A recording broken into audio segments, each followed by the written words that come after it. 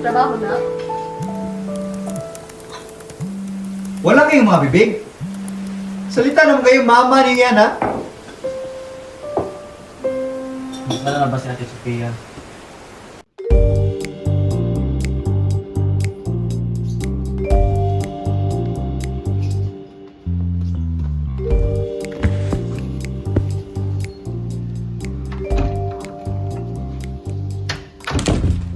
Pia! Anak, saan ka na? Pia, let's go. Sa studio bar. Okay.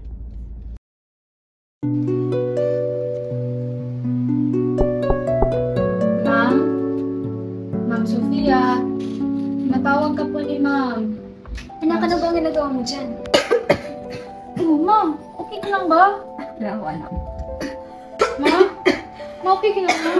Oh! Sa pagtatapos ng aking buhay, ito ang aking huling habilin. Ako, Carmel Daymil, ay naglalatag ng mga kahilingan at tagubilin ukol sa kinabukasan ng aking minamahal na anak na si Anya. Sa kaganapang ako'y hindi na naririto, nais kong ipagkatiwala ang buhay at kinabukasan ni Anya kina Mr. at Mrs. Sia. Sila ang aking itinuturing na tapat at maaasahan na maging tagapag-alaga at gabay para sa aking anak. Lubos akong nagtitiwala sa kanilang kabaitan, integridad at kakayahan na magsilbing mga magulang na mag-aaruga at magbibigay ng pagmamahal kay Anya. Naway tanggapin at tuparin ang aking mga huling kahilingan na ito ng may pagmamahal at dedikasyon. Umaasa ako na ang pamilya ni na Mr. at Mrs. Sia ay magiging sandigan at pag-asa para kay Anya, na tulad ko ay magtatagumpay sa hinaharap. Salamat sa inyong pag-unawa at pagsunod sa aking huling kahilingan.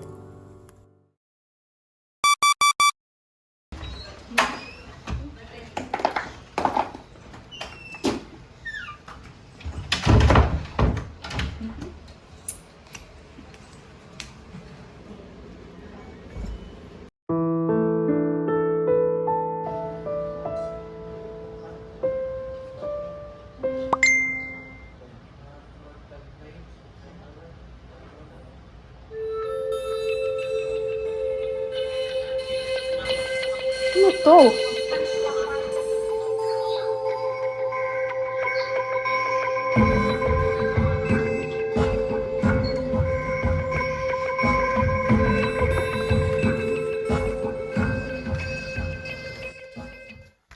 Walang hiya ka! Sinisira mo yung pangalan mo! Pangalan ng ating pamilya!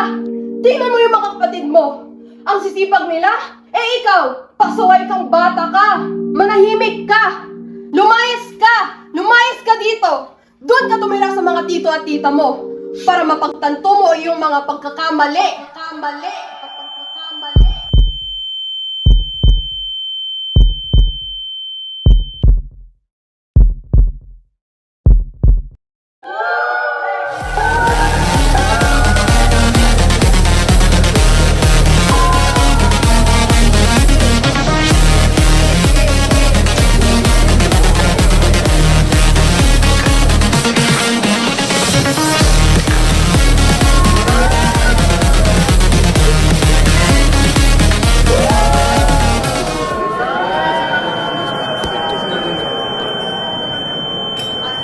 Wala silang pera, ngunit marunong siya magsumikap. Oh, edi siya na lang anak mo.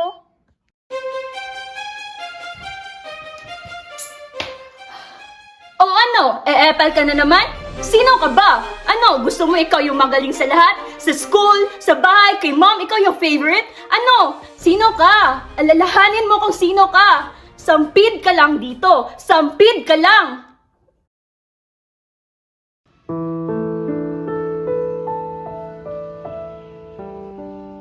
Ayoko na. Nakakainis na. Bakit ba kailangan nandito pa siya? Bakit kailangan niya pang mabuhay? Palagi na lang siya yung magaling. Palagi na lang siya.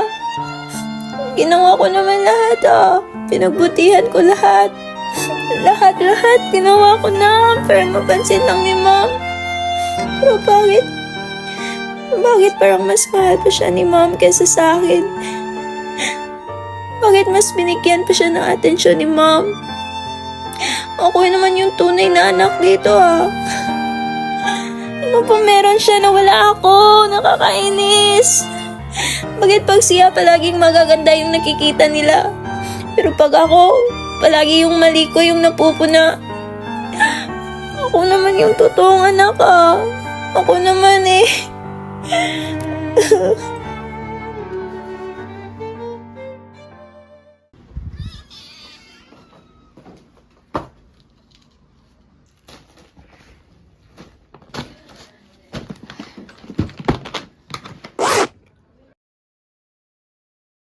Ma? Ma? Ma? Ma? Ma? Ma?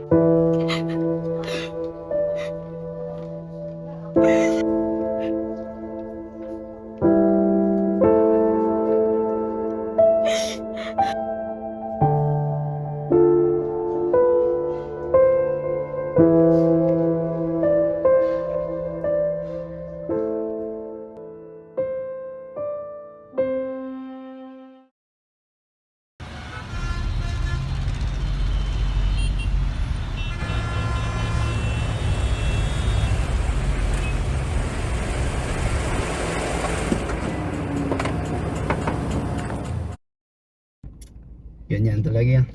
Tanggapin lang natin kung ano ang meron sa atin, di ba?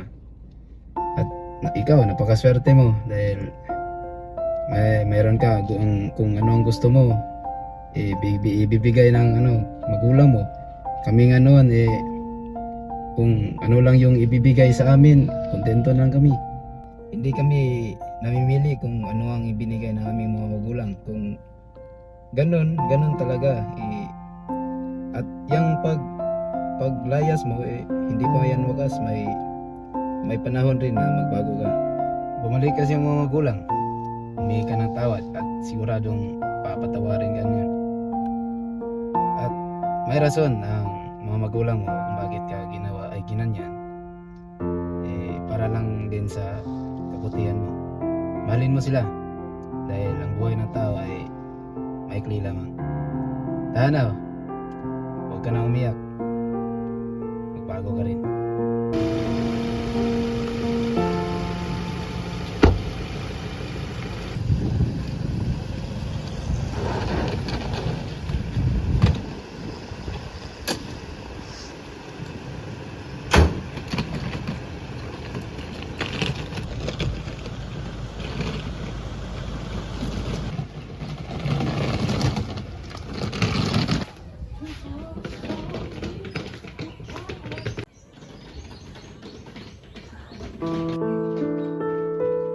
So, halika muna dito.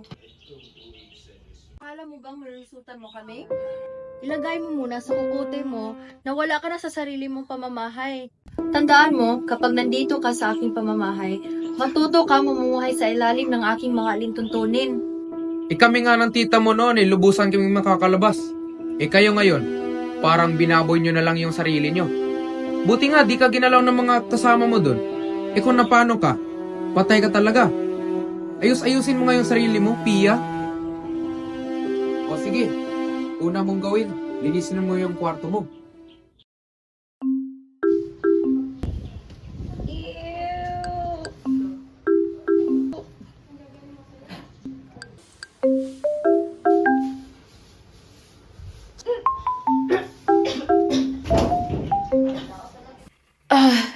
ko to.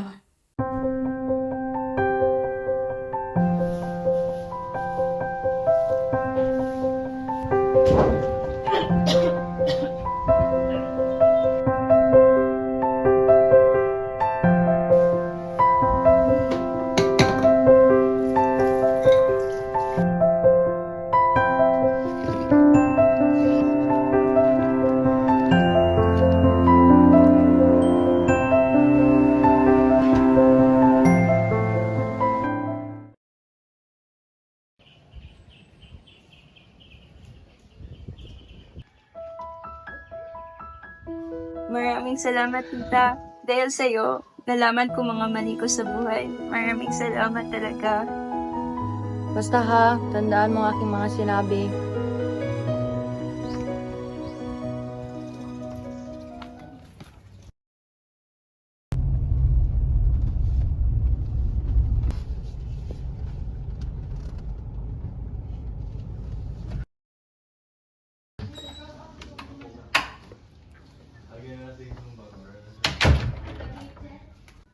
Sofia? Nak, masaya na ako nandito ka. Masaya rin ako, ma. Pero nais ko bang tumira kila Tita Jill? If okay lang sa'yo. Patawarin mo ako, Nak, sa mga pagkukulang ko sa'yo bilang isang ina. Patawarin mo rin ako, ma. Dahil isa akong pasaway na anak. Yun lang yun, Nak.